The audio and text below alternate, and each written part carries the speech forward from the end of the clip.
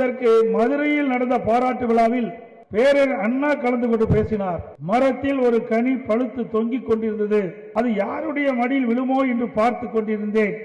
நல்ல வேளையாக அந்த கனி என் மடியிலே வந்து விழுந்து விட்டது. அந்த கனியை எடுத்து நான் பத்திரமாக என் இதயத்தில் வைத்துக் கொண்டேன் என்றார். ஆம், புரட்சி தலைவர் தான் பேரர் அண்ணாவின் இதயக்கனி.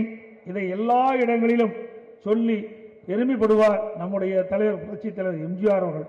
அதனாலே அண்ணாவின் வார்த்தைக்கு வடிவமளிக்கும் வகையில் சத்யா மூவி சார்பில் மரியாதைக்குரிய ஆர்.எம். வீரப்பன் அவர்கள் தயாரித்த படத்துக்கு இதயக்கனி என பெயர் சூட்டப்பட்டது.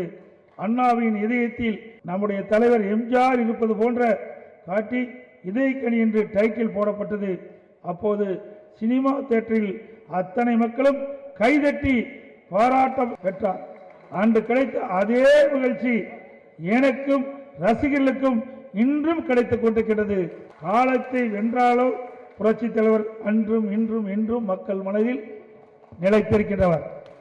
பேரு அண்ணா தலைமையில் திமுக 1967 ஆட்சி பிடிப்பதற்கு காரணமாக இருந்தவர் பொன்மனச்செம்மல் புரட்சி தலைவர் எம்ஜிஆர் அவர்கள். புரட்சி தலைவர் எம்ஜிஆர் அவர்கள் துப்பாக்கியால் சுடப்பட்டு கழுத்தில் கட்டுப்போட்டு போஸ்டர் தமிழகம் முழுவதும் அப்போது ஓட்டப்பட்டது.